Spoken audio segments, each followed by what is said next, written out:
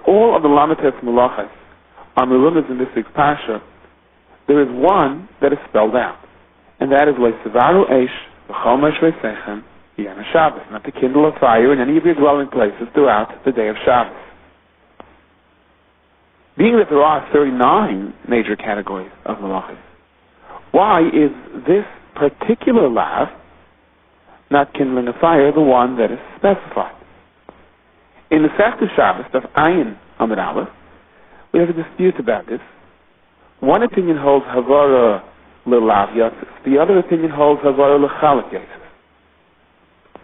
And that is one man the Yomer holds, but Sevaru Eish is different than the other Lamites Malachos, while the other Lamites Malachos carry capital punishment possibilities if they were benazed with Hasra, if they were violated intentionally, and there was proper warning beforehand.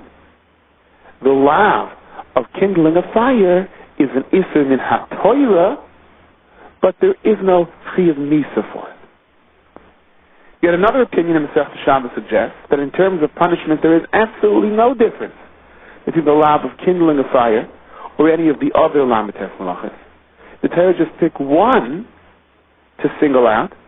It could have been any of the Lamites Malachos. The point over here is that the pasuk takes one of the Lamites Malachos to single it out in order to teach us that we shouldn't lump all of the prohibitions of Shabbos together.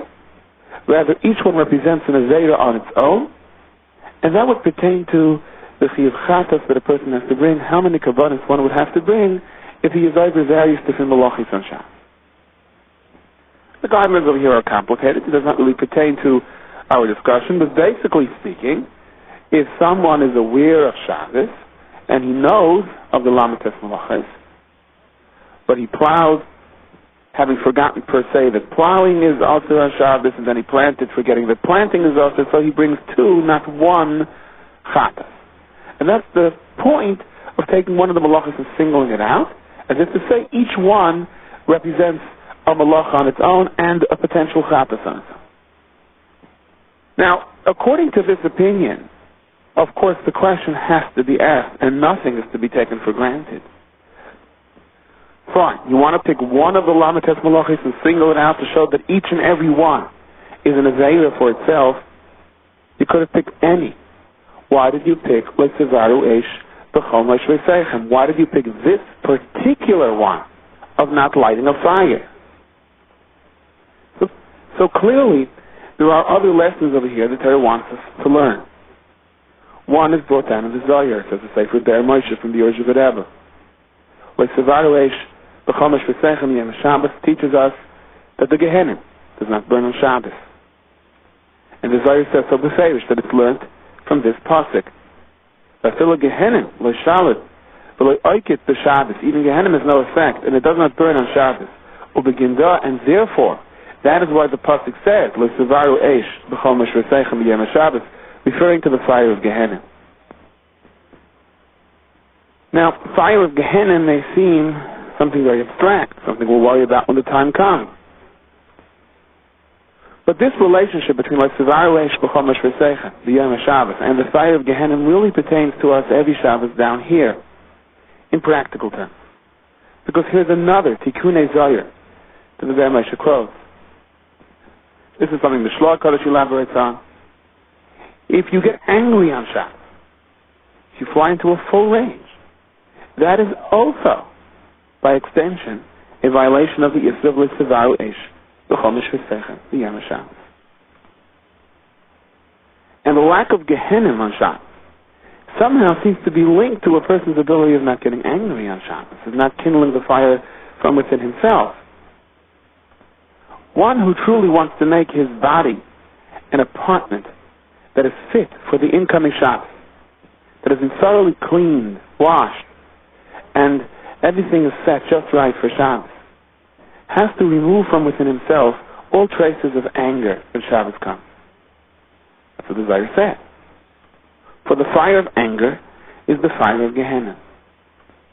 Let's quote now from the Tikkunei Zohar. The Allah Itmar, on this it was learned, Le'sevaru Eish B'chol Moshe Sechem Yom Shabbos. V'hachi hu v'adei, and this is for sure. Anyone who gets angry, it's as if he kindles the fire of Gehenna. Now it's interesting, says the Ber Moshe, how the Zohar portrays this. It says cleaning your apartment for Shabbos, your apartment. But the Ber Moshe, the Zohar is explaining that if you're burning in rage the entire week, you can't just look at your watch and say, oh my, it's 10 minutes before this man, and shut the light and say, well now I'm just fine and happy.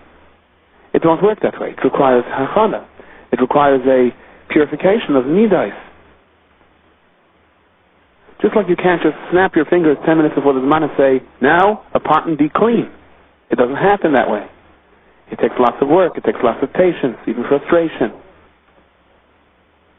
It takes help and a drive to be able to clean your apartment for Shabbos and to get it ready for Shabbos. You can't just start a minute before Shabbos. Well, the same is true in terms of cleaning your apartment, a reference to your guf, out of the midah of kas when it comes to Shabbos. And how do you do that?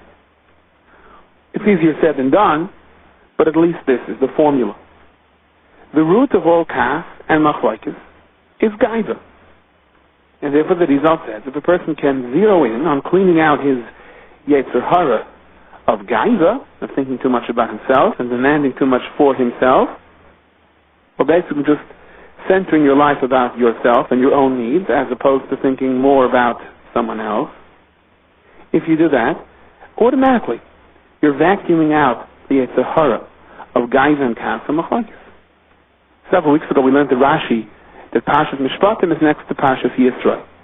And Rashi explains that's to teach us that just like Parshas Yisro, Anochi Hashem Elokecha comes from Sinai, so do all of the civil laws, the laws of justice, the laws of stealing, the laws of compensation for damages, that all come from Sinai as well. That's why it says Ve'elah HaMishpatim.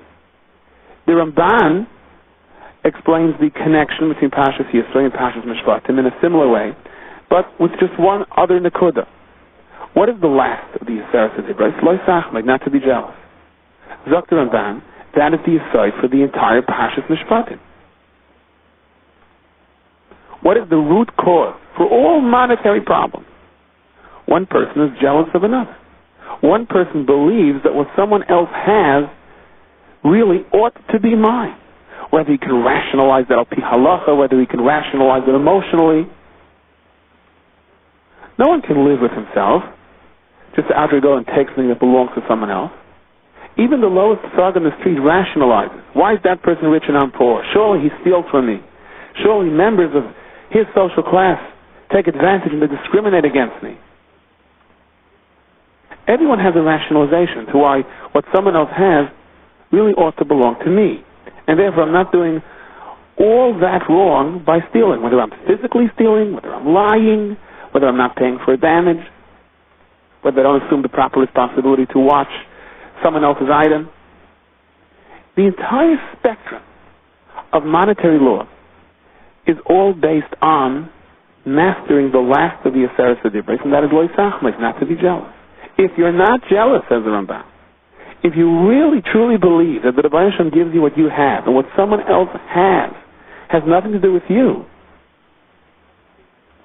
and you have just extinguished the basis for 99.99% of all strife and dispute and machlokes and reasons to get angry. People get angry when they feel they're being taken advantage of. People get angry when they say, I'm not getting what's coming to me. People get angry when they assume the position, I'm doing so much for someone else, and what's that person doing in return, etc., etc. So in other words, it all comes back to the same point.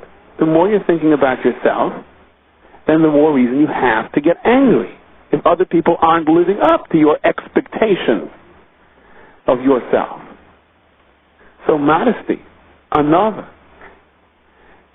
decentralizing yourself. Now let's not fool anyone. Everyone worries about themselves, and indeed everyone should. Everyone is responsible for their own actions and must make decisions in life. But is there anything else that you're also worried about besides for yourself? Can you sit down at night and write down what chesed did I do for someone else today? Whether it's family members, whether it's extended family, whether it's neighbors, whether it's strangers. Concentrate on that a little bit. And you'll see much of the emphasis and frustration in your life will evaporate because it won't be that much important. It won't be that nogeya. It won't pertain that much to what the bulk of your emotions are geared for. That's what the Zohar is saying. That is how you clean your apartment, Erev Shabbos, to remove the kas for Shabbos. That's the Erev Shabbos you're supposed to do tshuva. That's the Erev Shabbos you're supposed to give tzedakah. So the lav of L'Sevaru Eish B'chomesh Yisechem Yom Shabbos is not really something that pertains to Shabbos. It pertains to the entire week to make sure the fire is not raging on Shabbos. The yesod of Shabbos is shalom and distancing yourself from machlokes.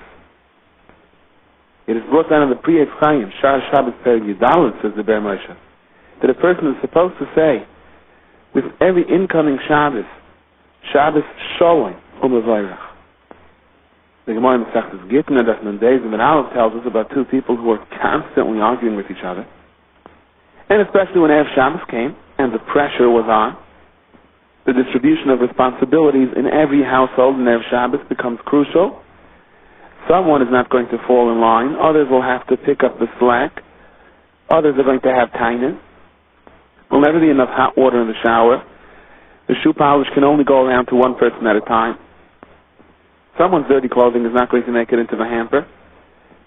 There's plenty of flint for the Yetzer Hara's lighter to start a machlokes every Erev Shabbos. So the Gemara says, Ikla Rav Meir Lahasam, the Meir came to this place. And he was there for Tlasa Beishimshi for 3 Arvei Shabbosos.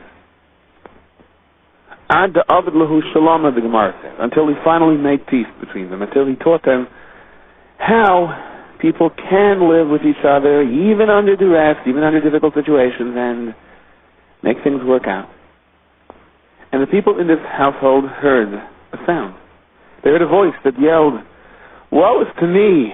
The mayor has thrown this person," referring to himself, the voice was saying, "out of this house." And who was lamenting over here that he was thrown out of the house? The Sultan one. So Rashi explains this every Erev Shabbos they heard the sound of the Sultan crying that he was being escorted out. How? The koyach of Kiddush HaShabbos can chase the Sultan out of the house if you have the basis of Shalom. Pardon the analogy. But just like if you have dirty food laying around the house, you're inviting roaches to join you in your dwelling place. If there is pirud, people distancing themselves from each other and machlokes, that is the stronghold for the Yetzer Hara. That invites the Satan into a house. Through the Kedusha of Shabbos, if Shabbos can come in with Shalom, the two are connected, Shabbos Shalom u'mevayrach, then you send the Satan away, and the house becomes a dira for the Shechina. That is what the Ber Moshe explains, that the pasuk of L'Sevaru Eish B'chomesh Yisechem in Parashas vayakhail, which, as the Zohar explains, refers to distancing yourself from machlokes, preparing your heart, preparing your house to be a dira for the Shechina HaKadoshah, by working on your midas throughout the entire week, that kas doesn't flame up during Shabbos. Where does this pasuk appear? Right after the Chet HaEgel. During the Chet HaEgel there was a tremendous period within Klal Yisrael. The riots, the complaining, the infrastructure of Klal Yisrael had fallen apart. So Parashat Vayakhail is making amends for that. Parashat Vayakhail is saying, Klal Yisrael, you can put it back together. And it's more than that, the Ber Moshe explains, from the Tikkunei Zohar. One who is successful in avoiding machlokes and kas in his house creates an atmosphere that is a facsimile of the Beis HaMikdash. The Tikkunei Zohar begins with the Shabbos Gehenim Leisholta B'Alm. There is no Gehenim on Shabbos, as it is directly related to Klal Yisrael's ability to fulfill L'Sevaru Eish B'chomesh Yisechem, the Yom Shabbos, not to get angry on Shabbos. And in this house, where people master this, and there is a table and a menorah set for the honor of Shabbos, so the malachim that come down together with the neshama Yisrael for the person on Shabbos declare that this house is the house of Hashem. And over here, you have the gateway of heaven, where presumably the tefillahs go straight through. This we see in the Shabbos mirrors also, and it's brought down in the poskim that the menorah and the shulchan are a dogma of the menorah and the shulchan in the Beis HaMikdash. The chalas in a person's table a dogma of the lechem upon him. And perhaps it could be added, although this is not brought down in the Zohar, that if there's a svarim shak with svarim that are used in the house, maybe that is somehow connected to the Orain in the Beis HaMikdash. In this parsha that Ramesh explained, you find the epitome of Kedusha in the three basic concepts of Ashrat HaShechina: Olam, Shana, and Nefesh. Place, time, and person. Vayakhail Moshe gathers all of Klal Yisrael together. He brings an achdus, not only in the gufim, but in the neshamis of Klal Yisrael. He lays down the line that we as Yidden are one entity. That is Nefesh. That is in person. Shabbos is the greatest Kiddush in Zman. That is Shana. So right away Moshe Rabbeinu talks about Shabbos. The Mishkan is the Tikkun HaMokayim, is the highest degree of Kedusha in place, called Olam. The Har Sinai Oshan Kuloi, Oshan, which means smoke, the remes, to the smoke of Har Sinai, to the veil of Har Sinai, to the epitome of Kedusha in regards to the Rashi Tevos of the word Oshan. Olam, Shana, Nefesh. The highest Kedusha in place, the highest Kedusha in Zman, and the highest Kedusha in person. And the zenith of all three levels comes together in a Jewish house. The Rebbe Moshe explains when Shabbos looks the way it's supposed to look, and that is, we rid ourselves of machlokes and hard feelings at least for the incoming Shabbos. And that's why it's all in this week's parasha, the building of the Mishkan. We have to remember, the Yaakov is the actual building of the Mishkan. In Truman Tetzaveh, we just had the instructions. The Kedusha, Shabbos, and Vayakhail, and Moshe gathered in Klal Yisrael together. It's all connected. We know what the Gemara Masechta Shabbos tells us about the two malachim that come to our house Friday night when we come home from shul. And one of the criteria for their bedside inspection is there shalom in the house. If there is, then the good malach says he got things for the next week, and the bad malach is forced to answer amen. And if it's the other way around, then chas v'shalom, it's in the reverse. The Yeshua Yisrael brings that if there's a machlokes in the house, you shouldn't say Seifchem L'Shalom when you sing Shalom Aleichem Friday night. He says it's a Kabbalah Mirav Gadol, and it's Badik in Minusa, that by not saying Seifchem L'Shalom, the machlokes will go away. There'll be peace in the house. And we can understand it. By refusing to say Seifchem L'Shalom because there's some type of a dispute and someone's not talking to someone else, we're making a statement to the malachim. We're saying, look, don't leave and brand this house a machlokes house. That is not our intention. Granted, we may be going through hard times right now. We have every intention to work it out. And you malachim are going to stay here. We're not going to say Seifchem L'Shalom. You're going to stay here until we work it out. And you will be able to brand this house not only a house of shalom, but a house that has the ability of turning machlokes into shalom. Before the Kohen Gadol started the Avodah, he had to wash his hands and feet from the kiyar, from the copper basin. What was the kiyar made out of? Well, the pasuk says, "V'yas eis hakiyar nechoshes," and he made the basin of copper. Yevkan nechoshes, and its base of copper. V'maros hatzoyvos ashetzavu pesach oyel moyed, out of the mirrors of the assembled women who assembled at the entrance of the oyel moyed. The kiyar, the source of tahara, the purification process, made out of mirrors donated by women. Indeed, Chazal tell us, everyone came running with all sorts of gifts, of materials to the Mishkan, and besides many other gifts, the Noshim Tzidkaniyos brought their personal copper mirrors. And when Moshe saw these, he thought, how can I accept that? They're tools of the Yetzer Hara. And HaKadosh Baruch Hu said, no, don't look down at those mirrors. Don't be disgusted by them. Your attitude should be exactly the opposite. These mirrors were a sign of betachin, a symbol of Jewish courage. The Jewish women used them l'shem shemayim, to beautify themselves in order to continue bearing children. It was the men that gave up and said, what's the point of having children for Pari just to toss them into buildings or into the water? And it was the women who said, our job is to fulfill the mitzvahs of the Torah and to do our best to continue the growth of Klal Yisrael. What Pari does, or what he's allowed to do, is the Rabbeinu Shalom's cheshbon, not ours. Hashem commanded Moshe, take these mirrors The Jewish women use these mirrors only for purposes of Kiddusha. And that's why the Saitais were examined with the water from the Kiyah. Because in a sense, they're sort of put to test to determine if they have any shaykhs to their holy mothers. Well, let's think about this for a moment. Fine. So Moshe should have taken the mirrors and used them for something in the Beis Hamikdash. There was plenty of copper that was needed in the course of the construction of the Mishkan. But why the kiyar? Why the basin? Isn't this sort of the epitome of irony? That everyone from the Kohen Gadol on Yom Kippur to the Kohen who does the Avodah throughout the entire year purifies themselves with something made out of a woman's makeup mirror?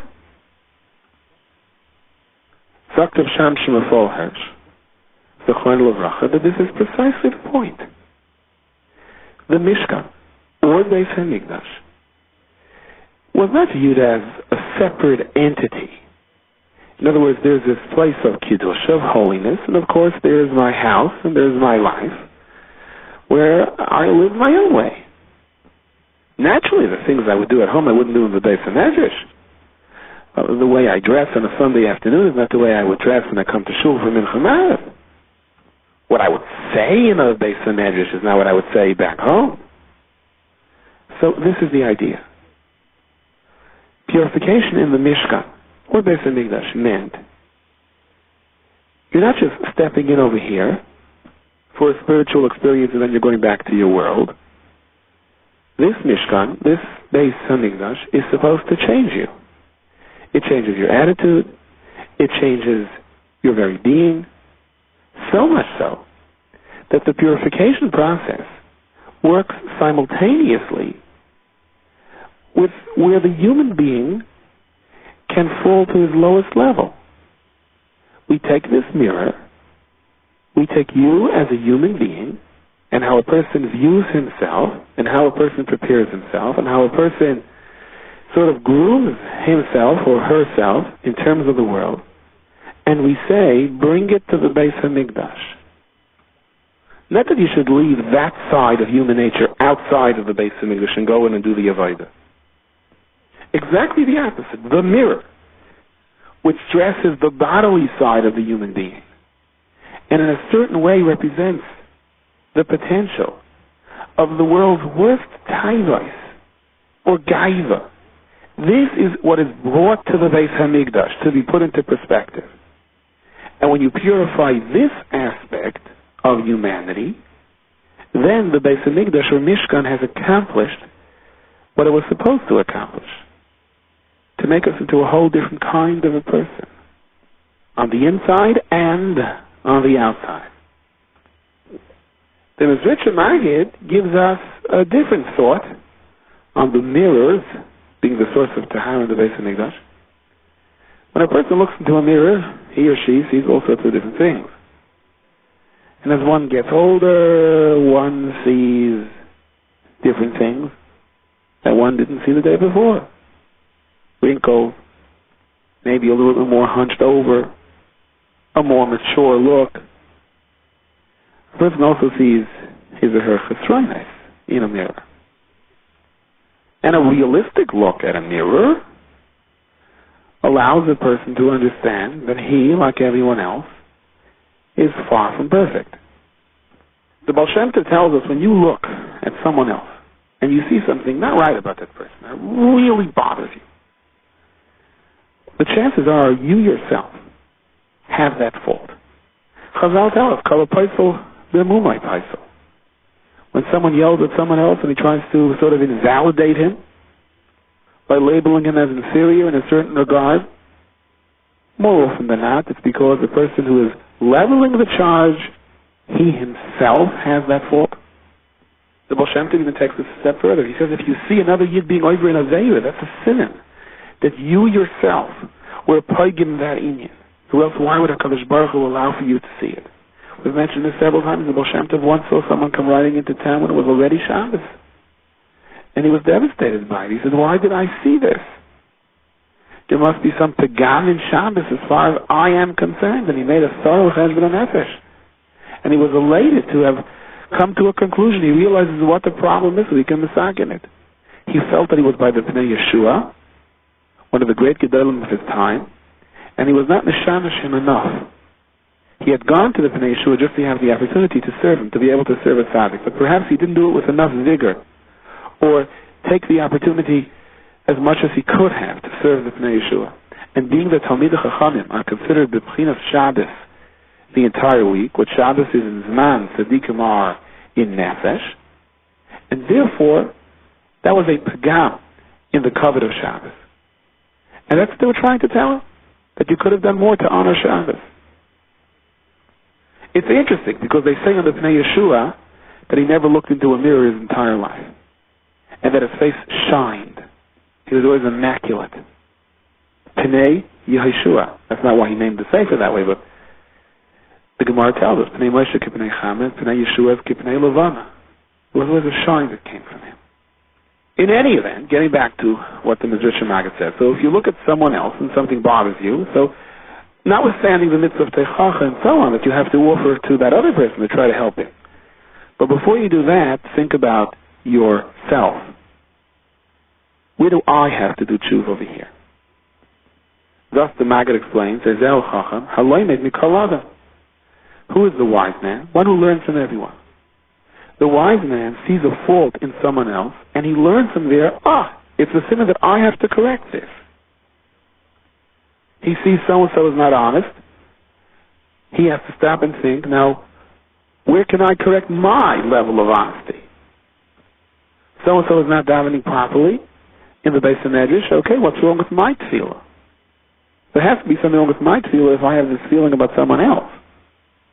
Schacter told us Yaakov Yosef. So when the Kohanim come to the Beis Hamikdash and they have to wash their hands and feet, in other words, they have to purify themselves for their avodah.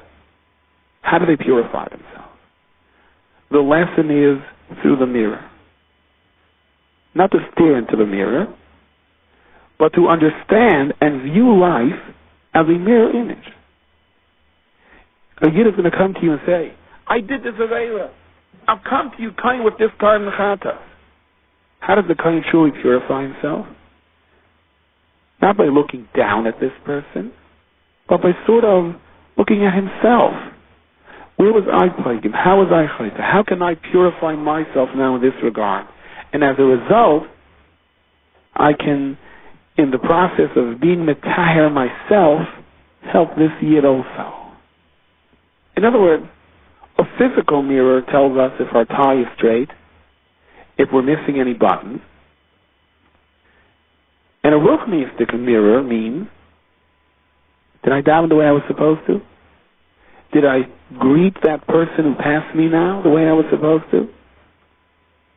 Is my machshava at the level of where Ben Torah should have his machshava? That's how the kohen purified himself before he stepped into the Beis Hamikdash. That's how he made sure that everything on him was okay. And that is exactly why the special water that was used to test the saita, to see if she was pure or not, came from this very same source. Because that's the true meaning of washing your hands. A thorough evaluation of who am I, what do I have to correct? And at the point that we identify our shortcomings and create some type of a plan to try to correct them, we have cleansed ourselves. The tahara process has begun, and that's the kiyar. That's what it meant to wash your hands and feet in the Beis Hamikdash. Incidentally, perhaps the simplest message over here comes from the Ibn Ezra. He says, quote, Mishpat kol hanoshim, it is the accepted custom amongst women to sit down in front of mirrors each morning. However, he goes on to say, V'hini haya b'Yisrael noshim avdei Hashem shesaru mitavos zeh ha'olam. They were so overwhelmed, so inspired by the Mishkan that all of this became meaningless to them. They turned away from Taivas Olam Hazeh and Nasnu Arisei Nedava, and therefore the Dafka picked these mirrors as their items to donate, as if to say, we don't need this anymore. We have no use for it because we want to concentrate our efforts on different things. Rather, they came each day, that is, instead of waking up to the mirror, they came each day to the Pesach Oyel Moed, lehispalel ulishmoya divrei hamitzvos, And the Sefer Talmud Yaris brings over here from the Yerushalmi and others that there was an Indian that the women used to come every day to the Pesach night to be in the Spalel. So the mirror that they gave away was a symbol. It was a symbol of, I now have other aspirations in life. Incidentally, the donation to the Mishkan on part of women was not limited to mirror. The pasuk says, Kapitel Lamed Hey pasuk Chazez, Levayu Hu Anoshim Al Hanoshim. They came, the men alongside of the women, Kol Nediv Leiv, all urged by their hearts. Haviyu, and they brought, and the pasuk goes on to describe in a very intricate way the various different types of jewelry that everyone donated to the Mishkan. But how do we understand this rather unique lashon? Vayivayu hu anoshim al hanoshim. Okay, so we are given to understand that al means alongside. So why doesn't the pasuk say Vayivayu hu anoshim im hanoshim or hu anoshim the gam noshim? What is this lashon of hu anoshim al hanoshim? The Sefer Ber Moshe from the Yosef Rebbe explains to emphasize the importance of maintaining the levels of tznius even during this kind of euphoria. Sometimes, when there is simcha and great joy, the Yitzhak tries to wiggle his way in and to convert that simcha of Kedusha with a different kind of what appears to be simcha, but really is vanity. So, just like the pasuk in Tehillim says, Bechurim v'gam b'sulas zikenim im ne'orim, take note that the lashon of the pasuk is not consistent over here. It says Bechurim v'gam b'sulas, boys and the girls, and then it says zikenim im ne'orim, the old ones with the young ones. So David HaMelech is emphasizing something over here. For it to be true Kiddusha in the praise of Hashem, it's zikenim im ne'orim, the old ones and the young ones all mingle together with each other, that's fine. But Bechurim v'gam b'sulas, it doesn't say the Bechurim im b'sulas. They were not together, they were separate, very distinct. That's not to take away from the psulas. Each one was serving Hashem and praising Hashem in their own right. But it was Bechurim, Vigam Besulas, and the Besulas, not Bechurim im Besulas, the way it says the Canaan im Ni'arim. So therefore our pasuk Bedavka doesn't say Vayivayu Hanoshim im Hanoshim, that the men came with the women. Rather the pasuk emphasizes Al Hanoshim. Al, meaning on separate levels. They were not physically in the same place. A remnant to what Chazal tell us, that by the Simchas Beis HaSheyeva, Chazal Mesaken a Tikkun Gadol, should not lead to Kalas Rosh. And that Tikkun Gadol was that a separate level was built for the women on top so they can look down. But they did not stand together with the men in the crown downstairs. And that guaranteed the spirit of the evening, that the Ruach HaKodesh remained the Ruach HaKodesh. The Sham Shmuel Hirsch sees another message in the Lashon of Vayivayu Hu Anoshim, the men came Al Hanoshim. He says Al Hanoshim means led by the women. Like the pasuk says, the Olav Matei Menashe. This pasuk is telling us how this came to be. All of these Nedavos coming in to the Mishkan. Not only did the women come along, but the women were in the forefront. By the Egel, the women refused their jewelry. Here, they were the first to come running in a positive sense, to give it to the Mishkan. So although the men were doing tshuva now, and they came running with their jewelry, but for them it was somewhat embarrassing, because they had given their jewelry to the Egel. But the women who held back their jewelry from the Egel and were running now to the Mishkan, well, they were the ones that were sort of showing the way. The men were emulating the spirit and the attitude of the women. The Chedush Yerim explains, Chazal tells us, the Makim Shabali Tshuva Oimdim Ein Tzadikim Gemurim Yecholim Lamed. When someone thoroughly does Tshuva, his Averis turn into mitzvahs when he does Tshuva out of love. So the pasuk is Miramis over here, Vayivayu Hu Anoshim Al Hanoshim. That the men sort of felt bad, they were sort of embarrassed. However, they thoroughly did tshuva to the point where their averos became mitzvahs. And when the women saw that, they saw that great madrega of tshuva, even though in this regard they had nothing to do tshuva on because they did not give their jewelry to the Chet Egel. However, instead of looking down at the men, they sort of envied their position as Baalei Tshuva, and they wanted to emulate it. They wanted to continue giving it the way the men were giving now. And none of this is a contradiction. Because the Ber Moshe tells us, Vayivayihu Anoshim Al Anoshim tells us that in a physical sense they were completely separated, but in a ruchniistic sense, each one was learning from another. And that's why the pasuk uses this lashon of al, on top of. Al denotes the physical separation and distinction to maintain the level of Kedusha, but on the other hand, al means one on top of the other. That each one admired the other and was aspiring to the qualities and greatness that the other had. The men admired the emunah that the women had all along, never giving into the egel and rushing now to the Mishkan, and the women admired the tshuva of the men.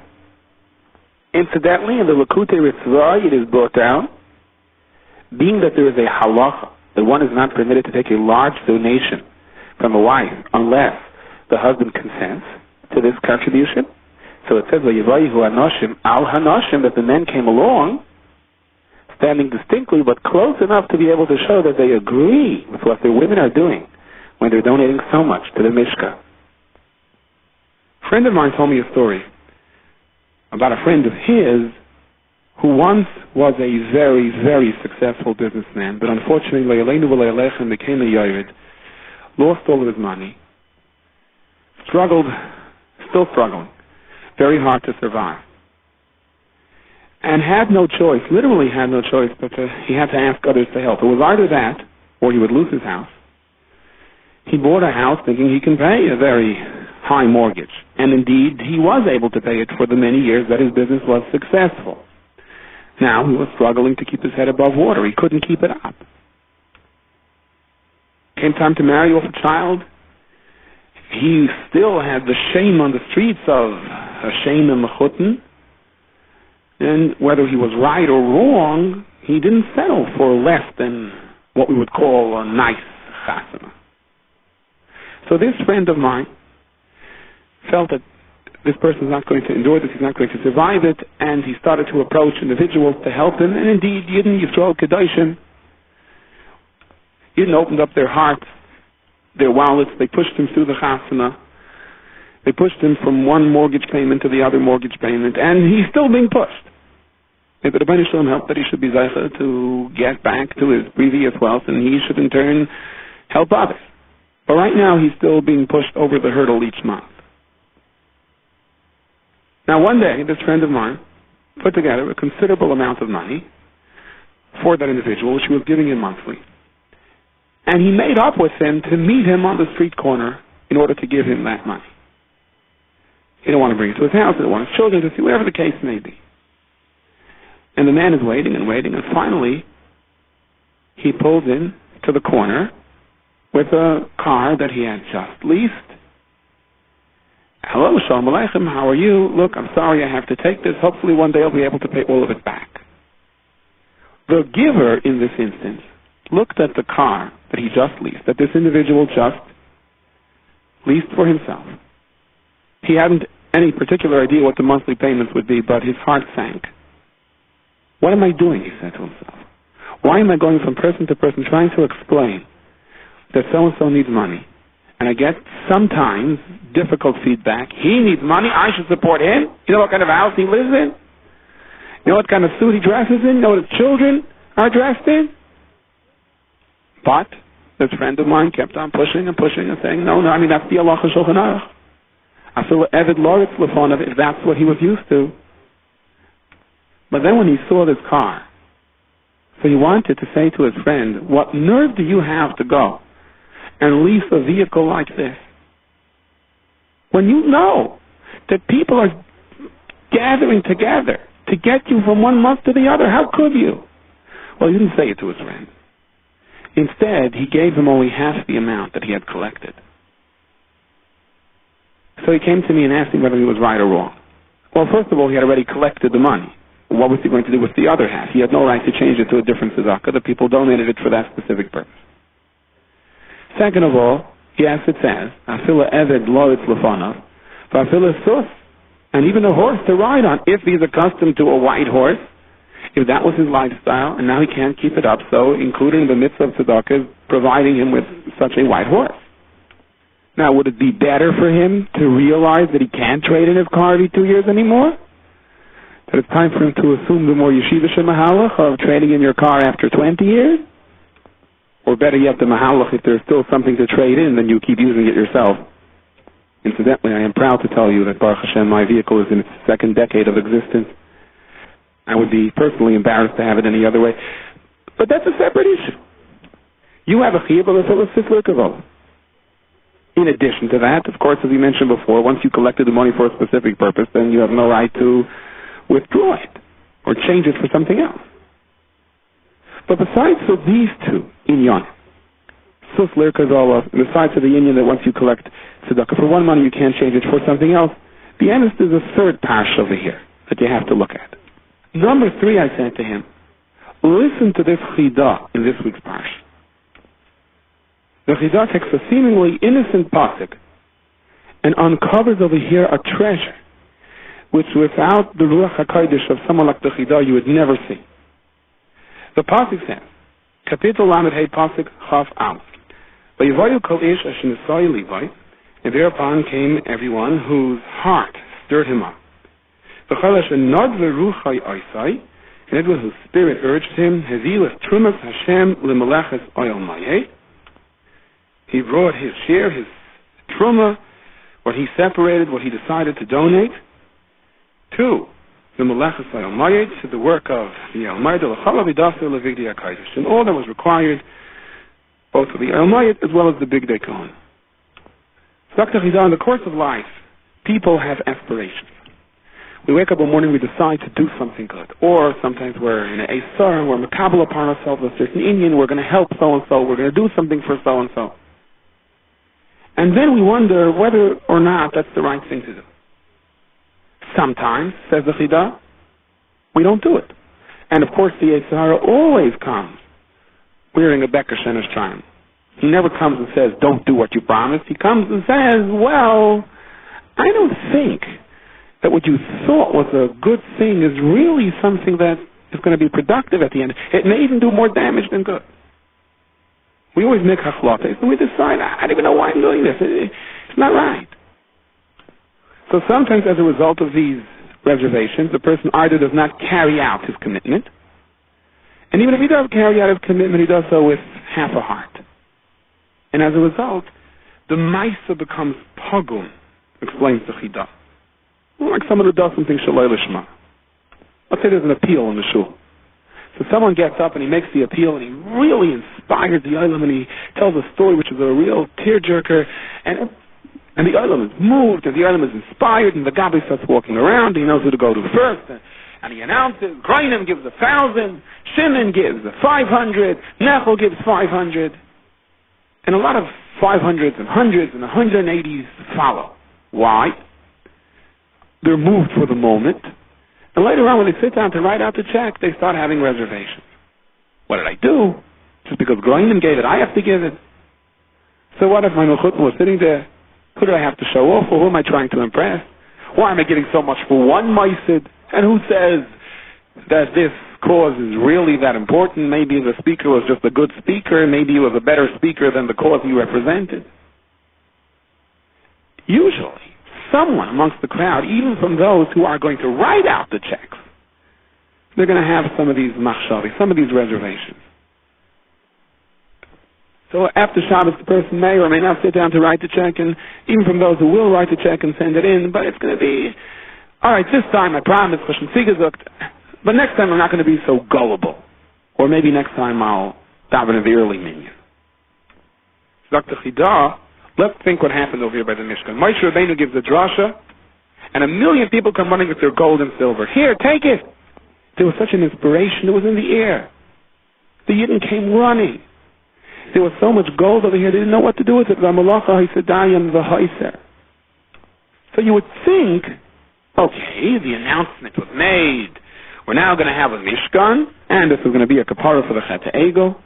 And everybody was very inspired, and everyone came running. When you saw what your neighbor was bringing, you came running as well.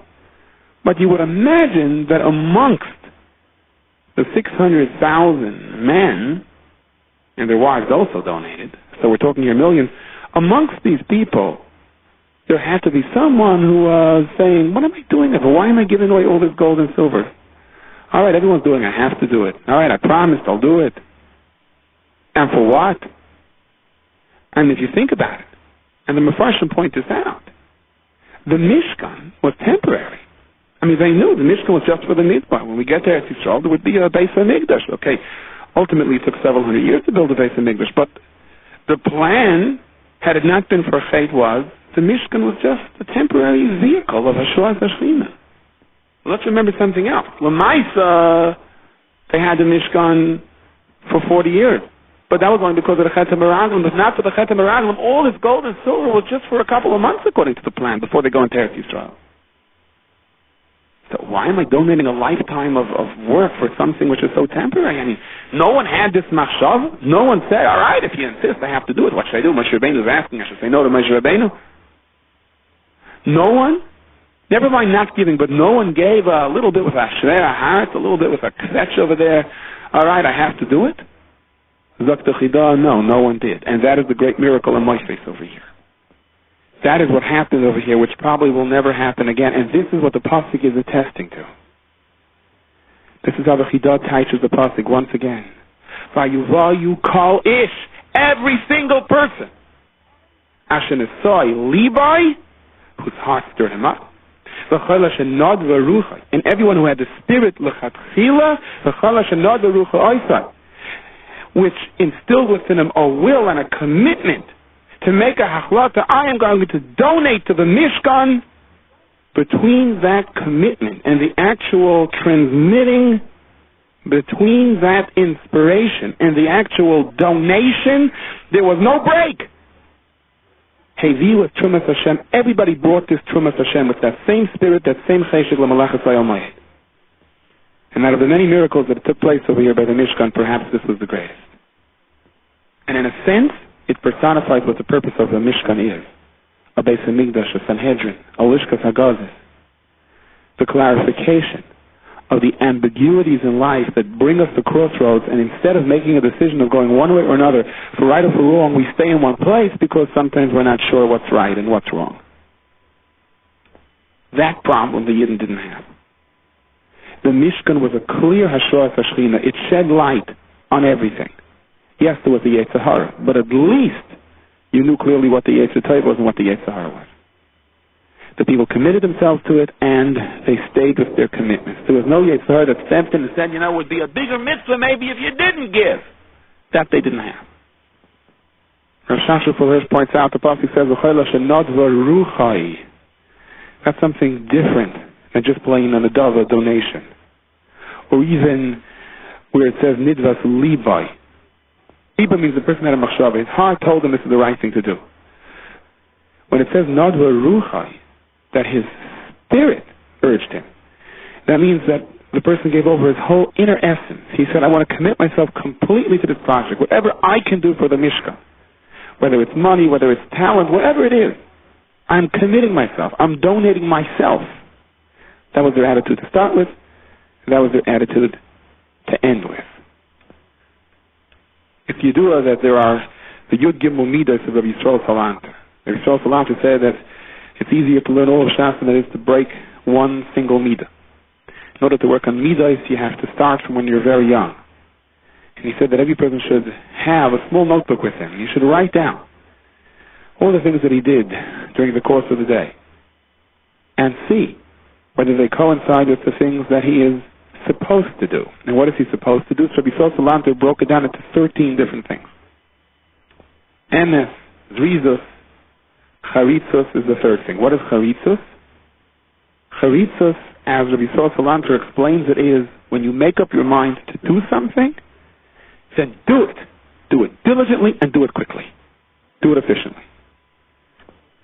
There's no project in the world that's perfect. There's no decision in the world that's 100% straight without any folds in it. If you're going to start kvetching and criticizing, and you'll be even a self-critic, then you won't do a thing. There'll always be a reason, an apparent legitimate reason why you should not do something, and then nothing would be done. Or there'll always be at least some kind of a suggestion that it won't work. And there's always a reason why something should not work. So therefore, when you decide to do something, don't wait for these things to get into your way. Sometimes you have to act first and think later. Because if you think too much, nothing is good. I heard from Rabbi Weinzel's Angezant. He used to drive around the Panovich Rav, the great Panovich Rav. When you stood before him, you knew you stood before history, you stood before a Gadol B'Torah. So they went to a very wealthy philanthropist in Florida, and they told him the plight of the Panovich Yeshiva, and the man said, look, my money is tied up now, my billions are tied up, I'll try my best. Panovich Rav perhaps did not speak much English, but he told Rabbi Wein, he said, let me tell you a cloud. When a person says, I'll try, meint is garnished. When a person says, I'll try my best, meint is garnished with garnish. The Satmar Rav also said the same thing when he first came to America. He said, the first words in English I learned, the meaning of the first English words that I understood was, I'll try. I know that those words mean I'm not going to do it. Sometimes you have to just go ahead. Try later. First do it. You do a famous story, it's said by Kama Tzadikim the same night. A man came to him, cried, Rebbe, I have to marry off my daughter, what's going to be? Rebbe gave him a bracha, but couldn't give him money. Didn't have. An hour later, the rich Yid came in with a big pigeon and said, Rebbe, I'm donating this to the Rebbe. The Rebbe should give it out to poor people. The Rebbe is so happy. A man came in and gave him 10,000 rubles. It's these 10,000 rubles that other man can marry off his daughter. And he can't wait for the man to come back. And the man comes back the next day, says, Rebbe, what's going to be? It's a day closer to the wedding. And the Rebbe is about to say, don't worry, your troubles are over. I have over here 10,000 rubles. And before he says it, the Rebbe thinks to himself and says, is it kedai to take so much money and give it away to one person? Maybe I should divide it amongst many poor people. I'll give him 2,000, 3,000. There are other people that are also in this tzrachim. He's not the only one that has to marry off a daughter. And the Rebbe thinks for a couple of moments and says, Rebbe Yid, your problem's over. Here's the whole 10,000 rubles. And then his son just struck. He says, Rebbe, you're giving it all to me? Yes, I'm giving it all to you. Mazel tov l'zam b'shatov v'mitzvah. His family comes in to him and they say, why did you give it all away to one person? They ask him that same question. So the Rebbe said, you should know, I asked myself also the same question. But I said to myself like this, my initial machshava, my first feeling was, Baruch Hashem, I got all this money now, that Yid can marry off his daughter. The second machshava was, maybe I shouldn't give it to him because I can distribute it to others as well and give them only part of it. But that was my second machshava. So therefore, I had to draw a conclusion over here. My conclusion was that the first machshava was the correct thing to do, and the second machshava was the Yetzer Hara trying to stop me from doing it. If you make a hachlata, sometimes even in your heart, you carry it through. Carry it through. You want to reevaluate, you want to reconsider? Next time. But at the point that you decided to do something, carry out that decision. The Gemara says that if someone has a din Torah in Akum, he should try to push it off for the month of Adar, because that's when the mazel of Yisrael is stronger. The Chidush Yarim says that it's also important to understand this din Torah with the guy is not just the Italian gentleman that lives down the block. It's not just waiting to fight your parking ticket during the month of Adar. The guy, the Ovid of Adazara that the Gemara is talking about, refers to the Amalek that is within us. Every year, because we're exposed to the environment that we have to live in, has a little bit of a guy in themselves. The mitzvah of Machzis HaShekel is fashioned in such a way that it combines Yidden together. That's why it's a Machzis HaShekel. Without the Yid next door, you don't have a Shleimus. The Machzis HaShekel goes for Karbonas Sibur. It unites Klal Yisrael, and as a result, it brings out the pnimius of the Yid, explains the Avnei Nezer. The person is over certain chatoim, and the Amalek within him becomes strong, and in a sense, he's sort of pushed away from the klalius of Klal Yisrael. The mitzvah of Machzis HaShekel, the mitzvahs of this month, bring Yidden together so that we can find the Yiddishkeit that is within us. So the koyach of Yehadus joins forces, and as a result, the Amalek that is within us is automatically expelled. Vayakhail, Pekude, is the actual building of the Mishkan. So at least in this regard, we are much more directly related to building Mishkan during this week than we were in the past weeks.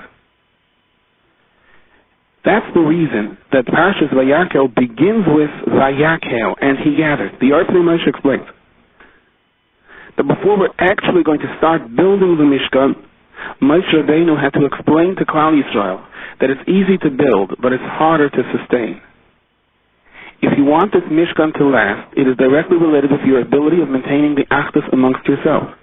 We lost the Beis HaMikdash because of Sinas Chinam, and therefore Moshe Rabbeinu begins by explaining to the people, you have to stay together, or else there's no point in building. Why build something if you don't have the ability of keeping it up? So vayakhail Moshe, how does Pashas vayakhail and Pekude, which is the actual building of the Mishkan, begin? It begins with the word vayakhail. Moshe Rabbeinu gathered them. And indeed, had we listened, had we stayed gathered, then we would not be talking about a Beis HaMikdash in the past tense. In Kapitel Lamed Hey, Pasuk Chav Zayin, it says, "V'hanesiim heviu es avnei hashayim es avnei hamaluyim le'ephod v'lachash."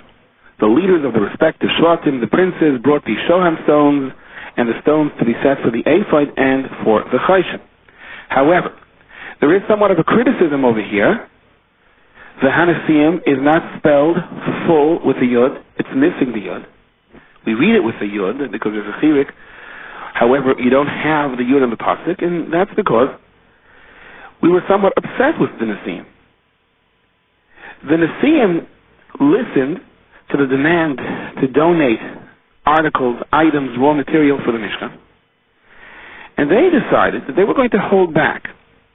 They expected that the people's contributions would not be sufficient for all the work, and they would then, in all honor, step in and make up the deficit. So therefore, while everyone ran to donate to the Mishkan, they stood on the sidelines. However, they had not reckoned the cheshek, the enthusiasm of the people. So that in the end, nothing remained for them to contribute except the avnei shayam and the avnei meluyim lo ephod v'lachash. So what exactly is the chait here of the Nesiim? They made a cheshbon that there wouldn't be enough, and they would fill it up at the end. It sounds like a noble cheshbon. I mean, imagine if you went to a gazir for a certain purpose, and this rich person told you, I'll tell you what, go and collect from everyone else, and any deficit that there is, whatever is missing, I will finish it off. In other words, I am guaranteeing you that you will reach your goal, that the project will go on. First, get tzedakah from everybody, and I'll finish it off. Most mishalachim, most people that would be sent to collect tzedakah would be overjoyed to get that kind of a commitment. I mean, this virtually guarantees that their project is sealed. What would they rather hear? I'll try, I'll do my best, come back to me later? The Panovich Rav once said, he doesn't speak much English, but there are a couple of phrases that he is acquainted with. When someone says, when you ask him for money, I'll try, so the translation for that is nothing. That means he's going to do nothing. When someone says, I'll try my best, meint is garnish and garnish. That for sure means nothing. That's nothing in bold with an exclamation point at the end. You may not get that translation in the dictionary, but you will get it with people that experience real life.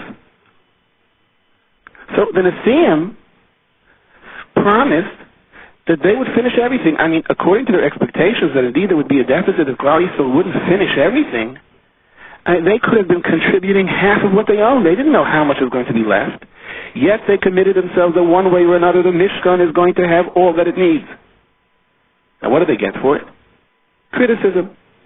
They're missing a yud, the Hanesiim. Why? So the Pashat Shad is, it's a taina that they underestimated the people.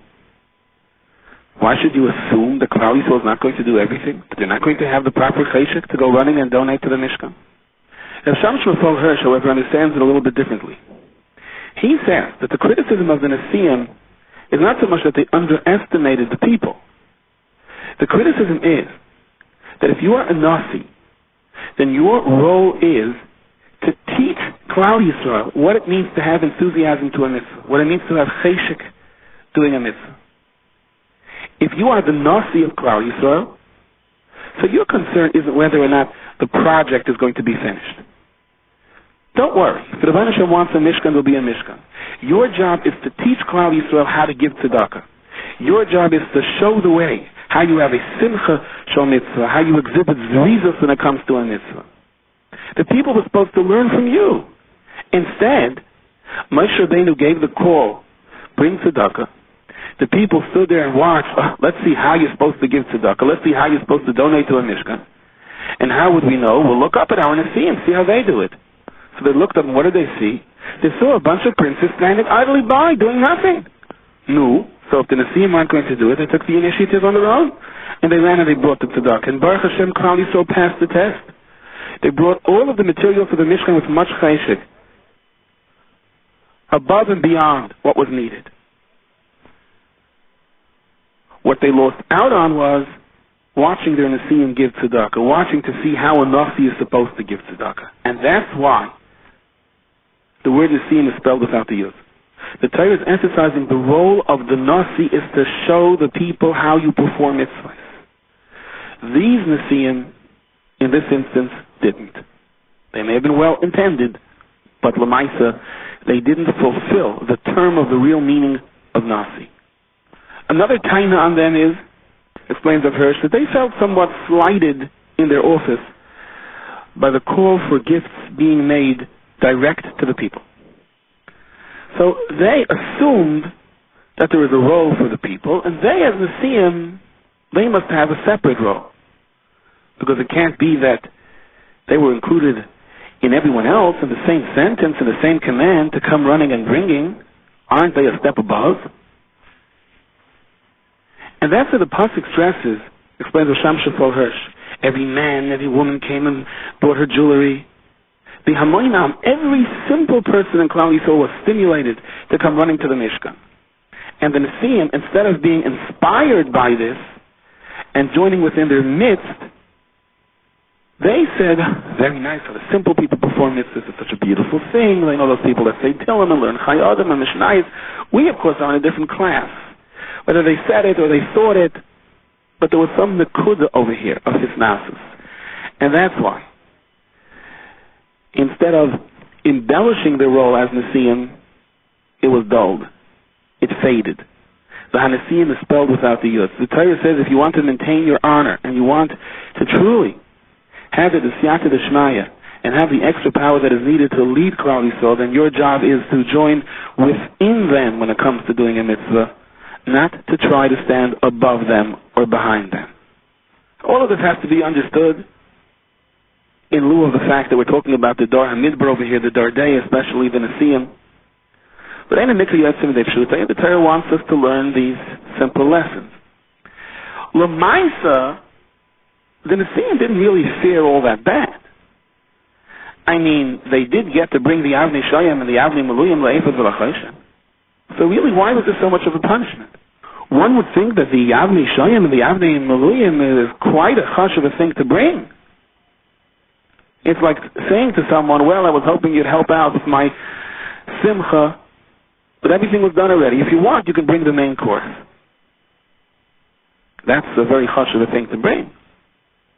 I mean, the Avnei Shoyam and the Avnei Maluyim, La'efad V'Lachoshen, the Urim V'Tumim, that would guide the way for Klal Yisrael, the Yashor Hashchina channel through there. This was the conduit for the Rebbeinu Shalom speaking to Klal Yisrael throughout the generations. Why does the pasuk make it sound, well, Nasiim, you lost out. Everything else was brought. However, all you can do is just bring the Avnei Shoyam and the Avnei Maluyim, La'efad V'Lachoshen. The Yemuna Tzitecha explains this very eloquently, and it really is consistent with what we have been saying until now.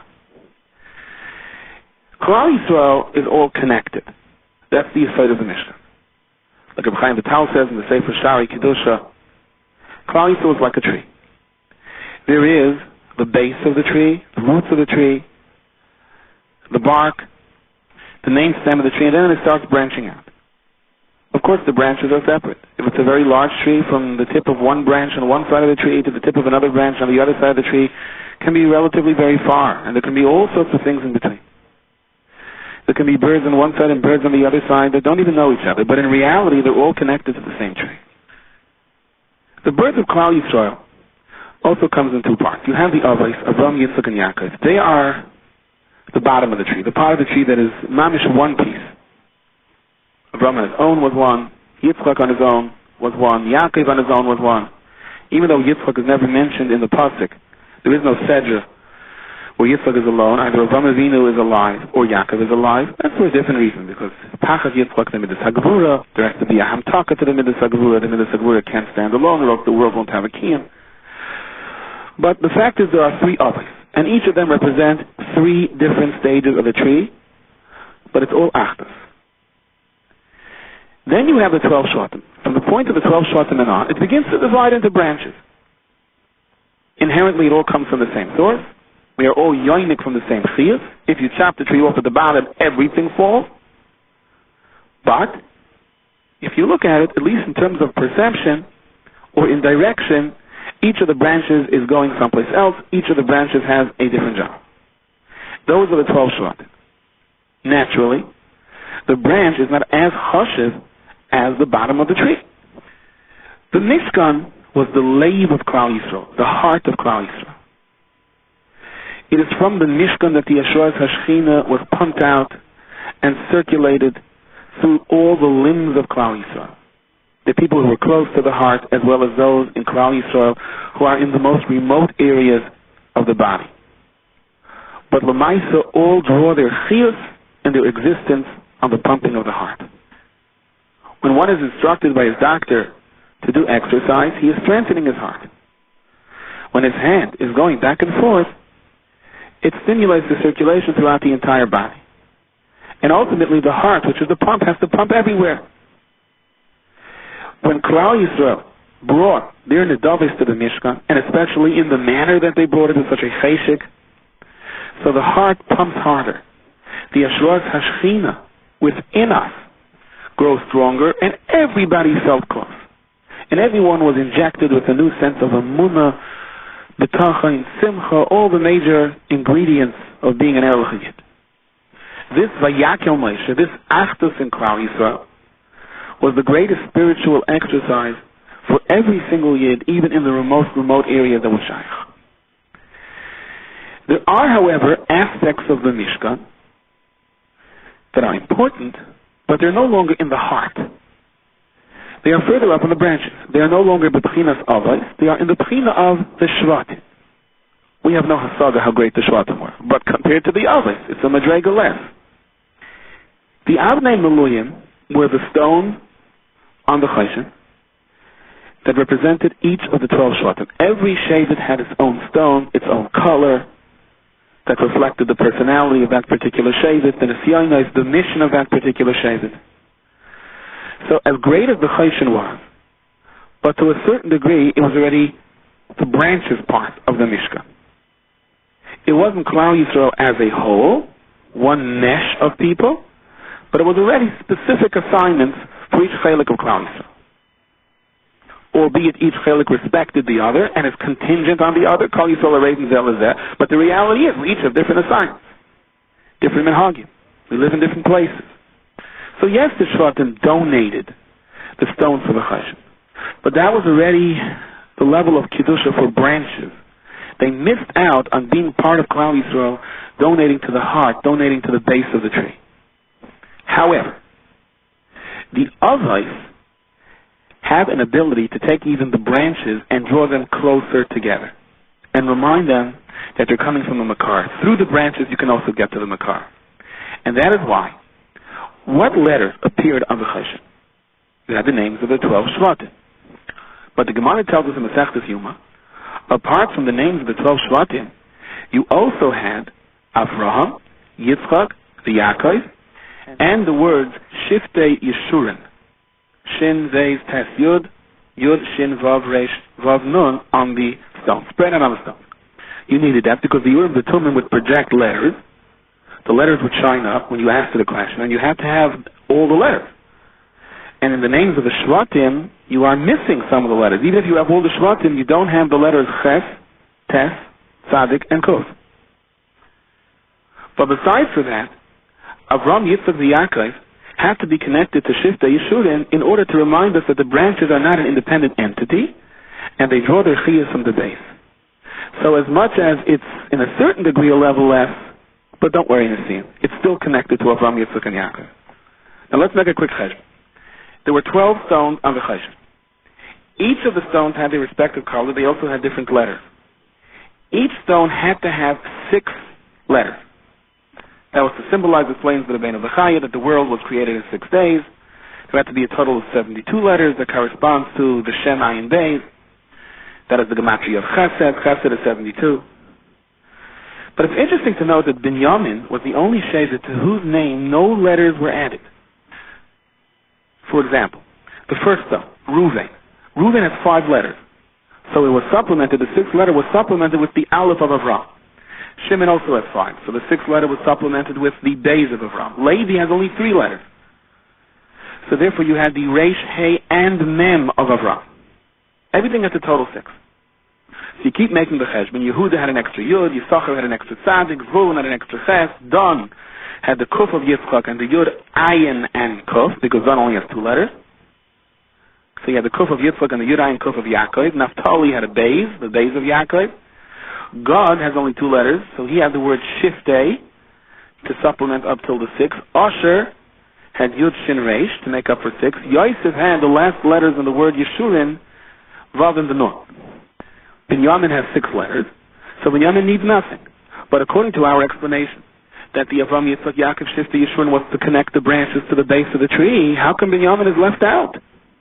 Just because of a technicality that he has the longest name? So the Emunah Tzitach explains a beautiful thing. That's why the Mizbeach was in the Chelik of Binyamin. While most of the Beis HaMikdash was in the Chelik of Yehuda, the Gemara tells us a strip of Binyamin went out, and that's where the Mizbeach was.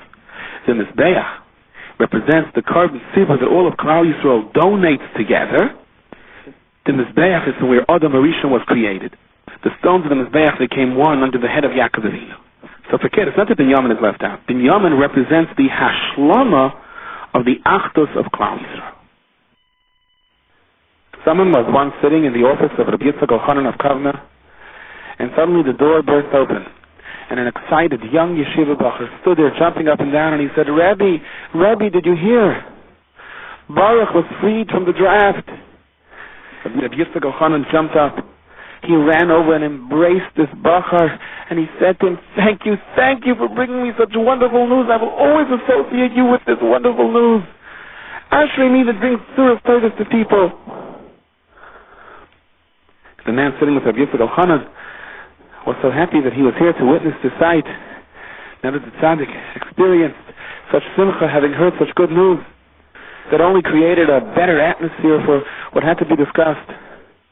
A few minutes later, the door burst open again, and another Talmud is standing over there, saying, Rabbi, did you hear? Baruch was freed from the draft. The visitor wanted to turn around and express his displeasure to this bacher about interrupting the audience. He wanted to say that Rosh Hashiva knows already about Baruch. But before he had a chance to do that, Rabbi Yitzchak Elchanan jumped up with the same enthusiasm he had the first time the bacher came in. He ran over and embraced the second bacher the same way he did the first, and he said, really? Oh, Baruch Hashem, that you brought me such gewaldige news. I will always associate you with this Surah Taiva. Ashrecha. The visitor couldn't believe it. Rabbi Yitzchak Elchanan gave no indication to the second person that he already knew the news. He wanted him to have the pleasure of bringing Rosh Hashiva the good news. And when this scene repeated itself a 3rd time and a 4th time and a 5th time, it occurred to the visitor, he only saw it 5 times. But who knows how many times the Rosh Hashiva got the news even before he came into the room. For all he knew, this could have been the 10th, 11th, or maybe 20th time. It also then occurred to the visitor that perhaps he got a lesson over here that was far more important than what he had come to consult the Rosh Hashiva on to start with. In Parashas Vayakhail, all of Klal Yisrael comes running, excited to Moshe Rabbeinu. Everyone is bringing what they could to the Mishkan. Some materials, some talent, men, women, children. The pasuk concludes, V'hamalacha ha'yisadayim, it was enough, l'chal hamalacha la'afisaisa, and there was extra. Now apparently, this is a contradiction. If it's enough, then there wasn't extra. If there were extra, so it wasn't just enough. Furthermore, the pasuk already clarified before. That too much is coming in. Every man and woman should know, it's enough. You have all responded enthusiastically. You responded beautifully. You have clearly expressed your love to HaKadosh Baruch Hu, but enough. vayakhail bihavi. So why then is it necessary to repeat this last pasuk that there was enough and more? We pretty much see the situation already. Everyone came, and there was a surplus, and it was stopped. So the Vayakhail HaKadosh, the Rebbeinu Shalom was concerned that every single person that added a stitch of work over here, every single person that donated an ounce of anything, should understand and feel that what he did for the Mishkan is appreciated. You ask, did they have just enough or did they have extra? And the answer is both. In reality, it was extra. But al pines of the Vayakhail HaKadosh, everything fit into place. And there was a need for everything that was brought. Every single person felt, I did my part. I have a chalik in the Mishkan. The pasuk is describing a nest over here, says the Vayakhail HaKadosh. The Hamalacha Haisudayim. Everyone was so happy. Everyone felt they did their part, even though the reality is there really should have been too much. People should have been sent back. People should have been told, oh no, not another gold vessel. Or, oh no, not another artist. Really, we appreciate your talents, but why don't you just take a number? Perhaps we can use you in a couple of years. There's about 300 people ahead of you. That's not what happened. In reality, that's what happened. If you added up dollars and cents over here, what was needed and what was brought, that's what happened. But the nest was, every single person had his groove, every single person had his chalik, every single person had his hole to fill. Well, we perhaps cannot be zaycha to miracles, to physically fit things into place if there's a surplus. But the lesson over here is still conveyed to us. The lesson that Rabbi Yitzchak Elchanan learned from. When someone wants to do something good, never make him feel like you're not needed. Because you never know when you will need him.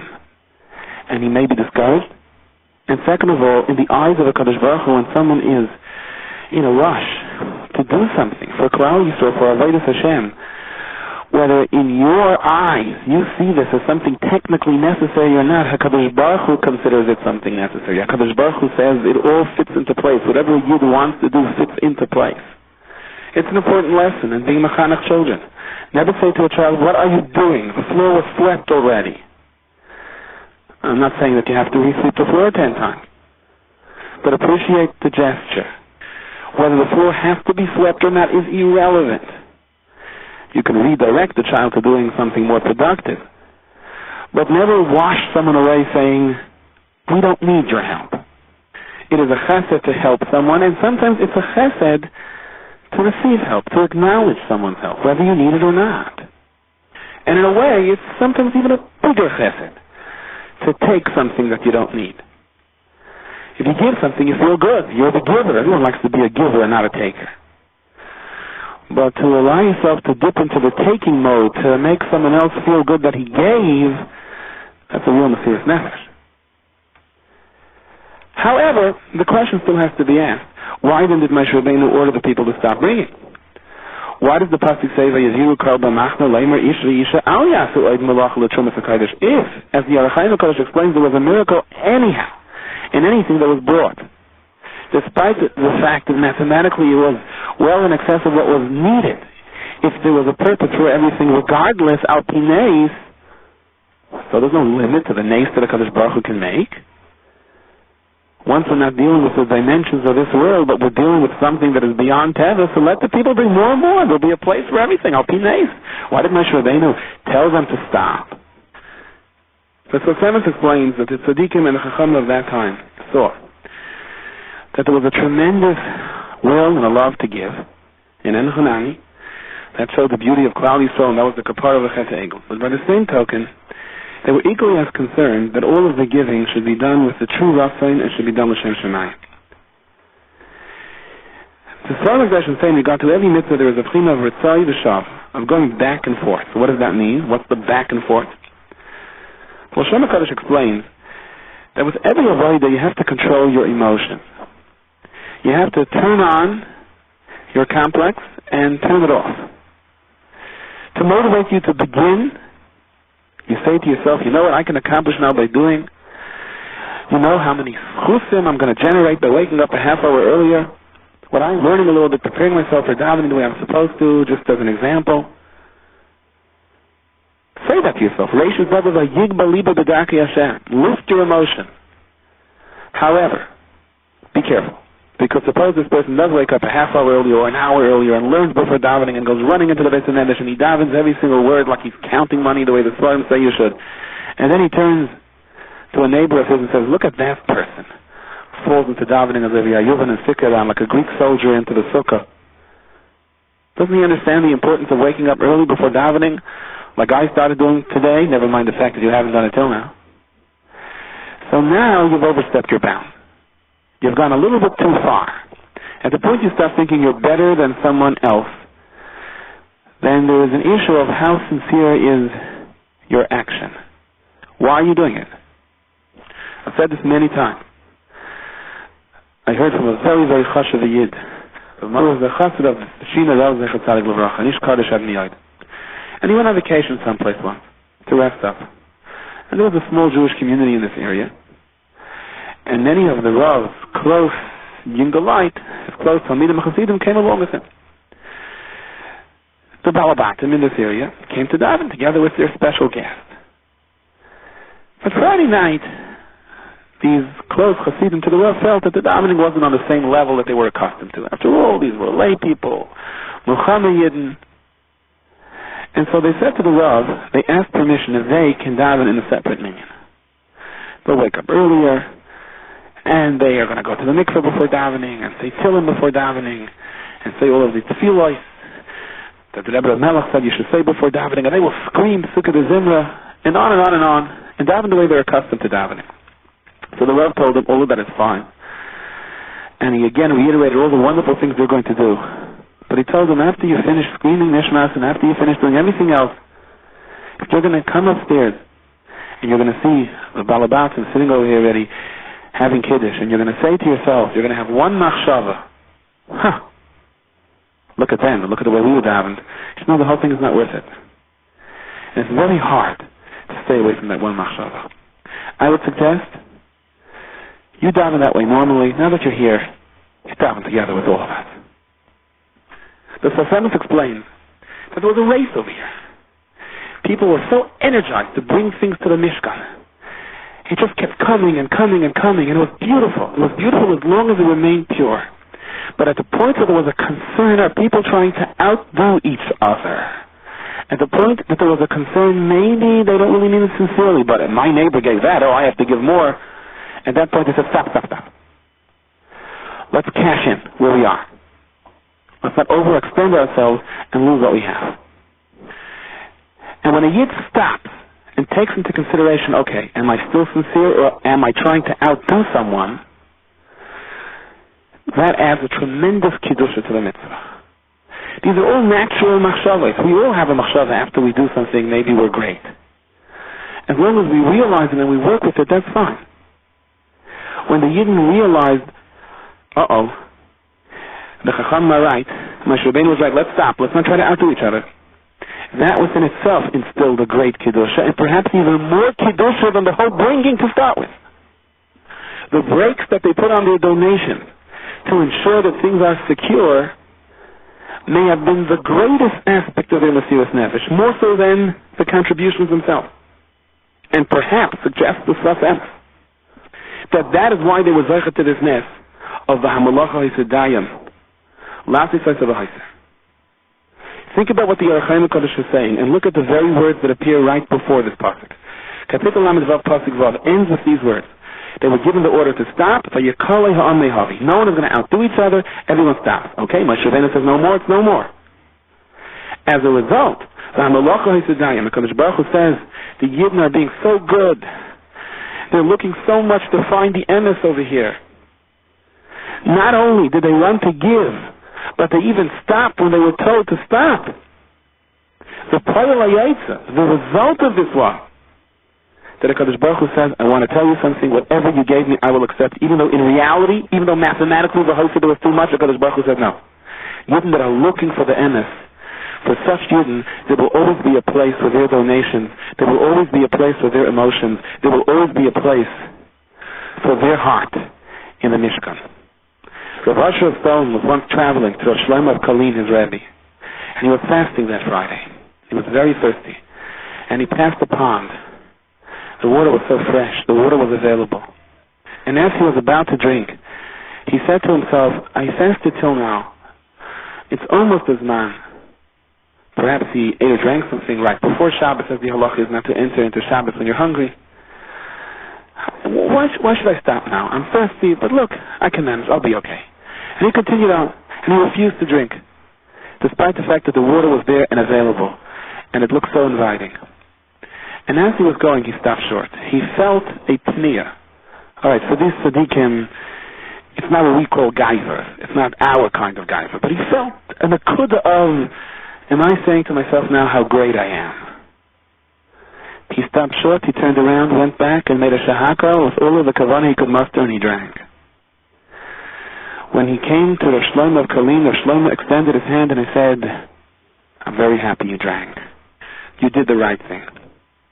Now, of course, you can't carry this too far. A person can't say, well, I'm not going to give tzedakah, or I'm not going to really daven ma'ariv because I don't want to have gaiva or pniyos.